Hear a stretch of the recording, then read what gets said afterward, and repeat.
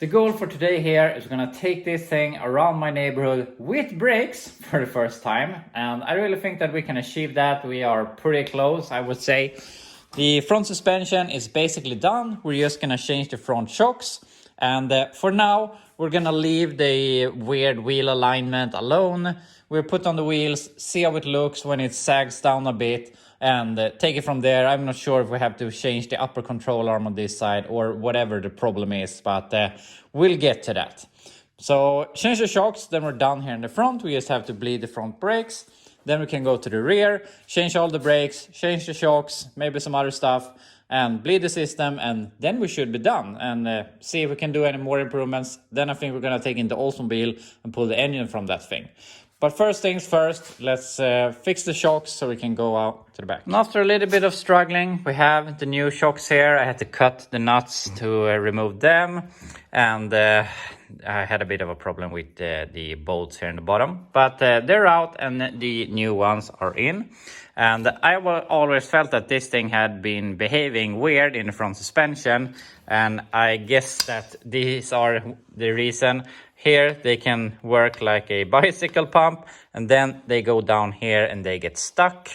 So yeah, it was time to change them. The bushings are all worn out. So now the front suspension is all done. The only thing we have to do is bleed the brakes. But I want to do the rear brakes first. So let's put it up on jack stands and tackle the rear. We got it up on jack stands here. So we're basically gonna do the same thing as the front. Gonna tear down the brakes, change the shocks, change the brake hose and some other pieces. And maybe the parking brake cables. I have new ones here. I have bought a hell of a lot of stuff for this thing apparently, and I have even bought new bearings, or the outer bearings. So I'm not sure, thinking maybe they would be bad. So we have those. I have new seals also, and I have new wheel cylinders. I picked those up this morning because I have ordered from Mercado, but I got the wrong ones, and then I got the wrong ones again, and then they just refunded me the money. So yeah, I guess we just blow this apart and then we can start rebuilding everything. So I thought might as well start with emptying out the rear axle and see what junk we have in there. But as you can see, the oil looks really clean, and I actually started to getting it in a clean bucket, but then I saw there was a bunch of small stuff in it. But I think that I have already changed the oil in this thing and forgotten it, which is stupid. I should have written it on the cover to know that I had already changed it, but it doesn't really matter because we had to remove it to be able to remove the C-clips so we could get the drive shafts out anyway. But I thought it was just a bit funny when I thought that there would come out some crud out of the rear axle, in which was only clean oil. But I guess we can consider it a flush of the rear axle. So yeah, what can you do? But anyway, I am going to let this drain, remove the C-clips, get the axle shafts out so that we can get the wheel seals changed. And I don't think I'm gonna change the bearings unless it doesn't look bad. So we'll see, but let's take it more apart. We have the axle shafts out here, and these brakes don't stop surprising me, because on the front, the front left drum was about razor thin. It was super worn out. The right front was basically brand new.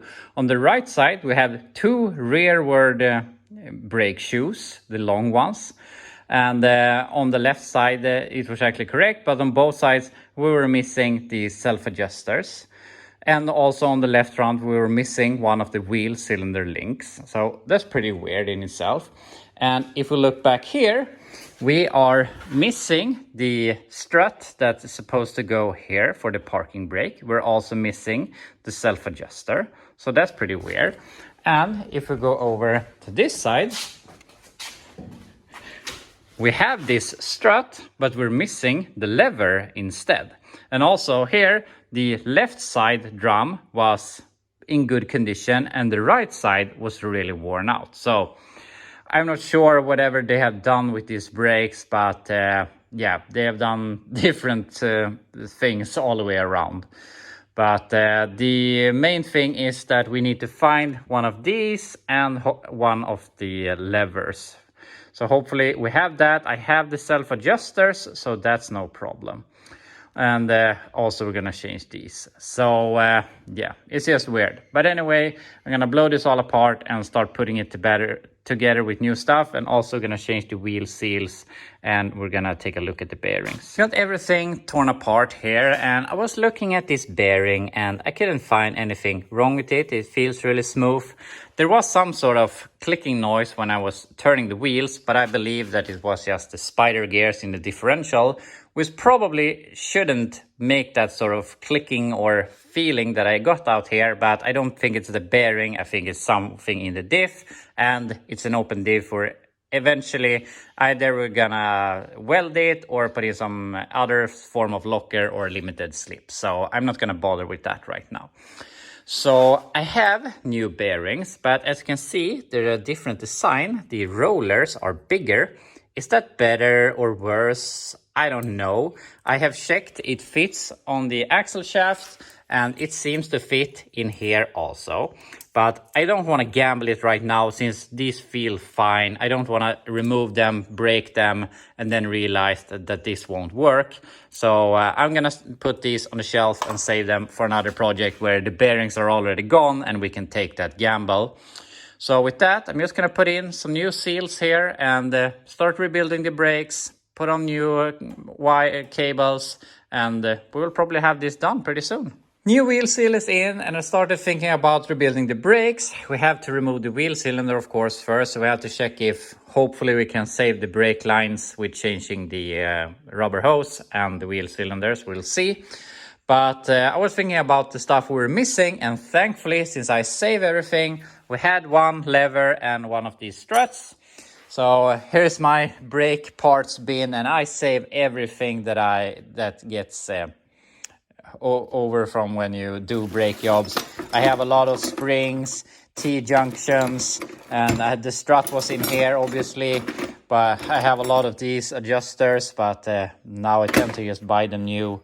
But yeah, we have a bunch of stuff. Here's the other lever that I found, so we have one extra for the right side. But yeah, you really need to save stuff like this so you don't have to buy everything. And I mean, for me, it's at least next day, but sometimes a week away to buy stuff. You can buy these new, but I don't want to wait a week for them. And I have a lot of stuff like this. I save all of these fittings to be able to reuse them in the future. So yeah, save me once again. So now we're gonna see if we can change the hose and the wheel cylinders without breaking the brake lines. So this isn't going exactly as smoothly as I hope it would, but we have the new wheel cylinder in place. We got the axle shafts in, new wheel studs, new wheel seal, covers on, C-clips, everything. So the rear axle is done so far. It just has to be filled up with oil, which we have to remember. But unfortunately, this line broke when I tried to loosen it.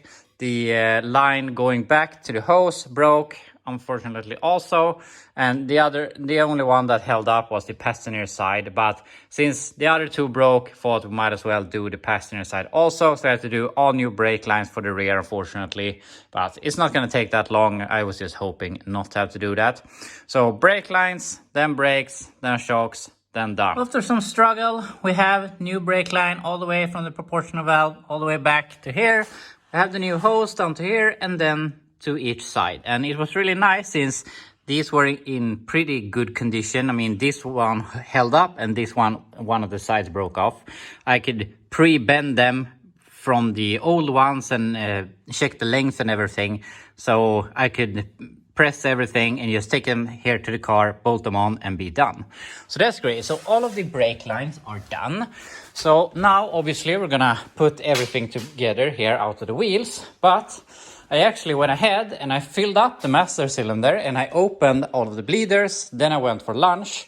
So I felt that maybe it can gravity bleed or at least fill up the system so that we save some time when we're gonna start bleeding it. That wheel already has fluid, so I have closed off that bleeder. I'm not sure if we're starting to get something here. Maybe not yet, but hopefully soon, so that if we have, as I said, pre-filled the system. So anyway, that can keep on working in the background here, and I'm gonna go ahead, build up the brakes out in the wheels, and put on the new shocks.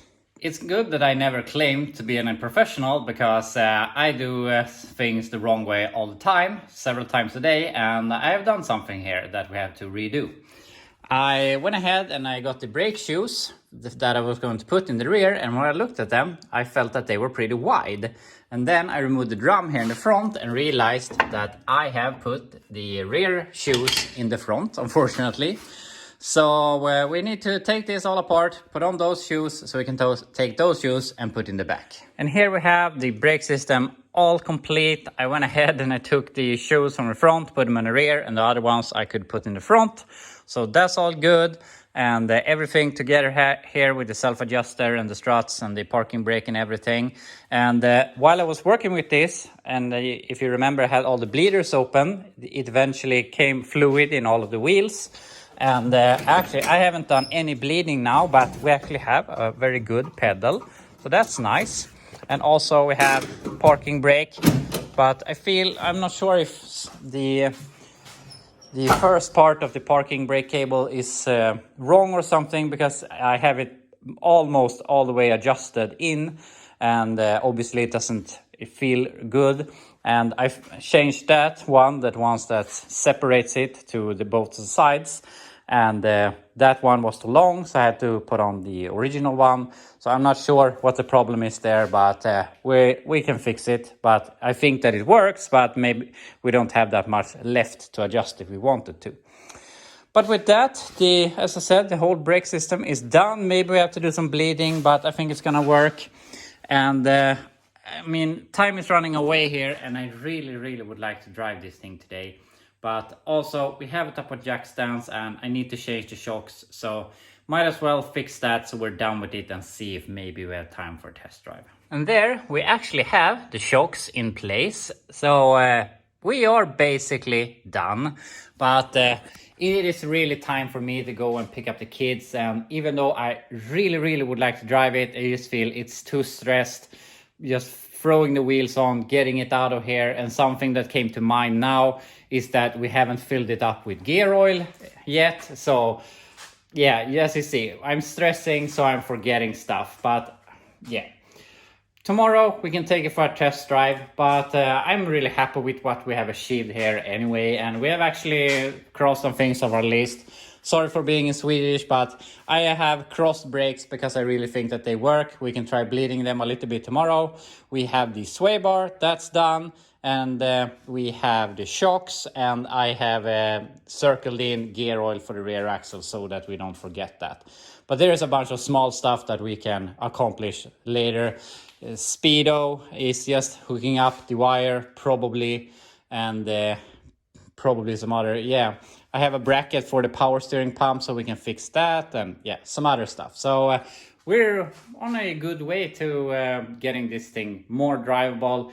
And I mean, if we fix these last few things, it is technically, everything is done to be able to take it down the road safely. But then obviously we have a bunch of other stuff with lights and a speedometer and stuff like that. But anyway, as I said, I'm really happy with our progress here today. So we can put another hour or two in tomorrow, take it for a little test drive here in the neighborhood. And then we really need to start pulling the engine out of the Oldsmobile, so that is prepared for this weekend when they come and pick it up.